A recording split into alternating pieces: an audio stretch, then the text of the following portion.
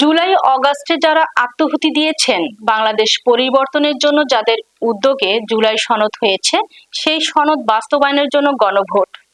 বিস্তারিত থাকছে আলাউদ্দিন শুভর প্রতিবেদনে। যারা জুলাই অভ্যুত্থানের বিপক্ষের শক্তি, তারা এটা নিয়ে ভাবতে পারে, প্রশ্ন করতে পারে। তাই বাংলাদেশ গণ অভ্যুত্থানের পক্ষে অবস্থান নিয়েছে এবং হ্যাঁ ভোট দিয়ে সেই অবস্থান পরিষ্কার করবেন। সোমবার কিশোরগঞ্জে গুরুদয়াল সরকারি কলেজ প্রাঙ্গণে জুলাই স্মৃতিস্তম্ভে পুষ্পস্তবক অর্পণ শেষে উপদেষ্টা আদিলুর রহমান সাংবাদিকদের প্রশ্নের জবাবে এসব কথা বলেন।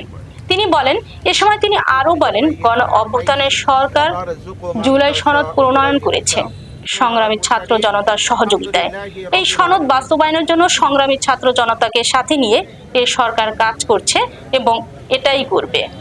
আগামী 12 তারিখে গণভোট হ্যাঁ ভোটের মাধ্যমে জুলাই সনদের পক্ষে সমর্থন ব্যক্ত হবে এবং স্থানীয় পর্যায়ে বিভিন্ন প্রার্থী নির্বাচিত হয়ে আসবে জাতীয় সংসদ নির্বাচনে। 4,48,685 এবং 165 কিশোরগঞ্জ 6 আসনে আছে। এখানে 2,04,163 কিশোরগঞ্জ 2 কোটি পাকুন দিয়ে নিয়ে এই দুটো ভোট কক্ষের সংখ্যা 5,105টি। এখানে স্যার আমাদের যে ভোট গ্রহণ কার্যক্রমে এদের থাকবেন। অনেকে স্যার আপিলে গিয়েছেন, যারা বাছাই বাতিল হয়েছেন, অনেকে আপিল থেকে ফিরে এসেছেন। পর্যন্ত মোট 3বার জাতীয় পর্যায়ে গণভোট অনুষ্ঠিত হয়েছে।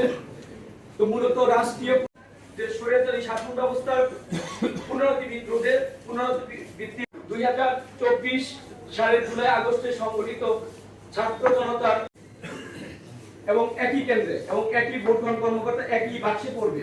সম্মতি জ্ঞাপন করিয়েছেন, হ্যাঁ বা না, এখানে প্রতিশ্রুতি অনুসারে বাস্তবায়ন করা হবে। তত্ত্বাবধায়ক সরকার, নির্বাচন কমিশন ও সরকারি কর্ম কমিশন দণ্ডপ্রাপ্ত অপরাধীকে রাষ্ট্রপতি ইচ্ছে মতো ক্ষমা করতে পারবেন না। রাষ্ট্রপতি ও প্রধানমন্ত্রীর প্রচারে যে লিফলেটগুলো প্রস্তুত করা হয়েছে, আমাদের এখানে যে ইসলামিক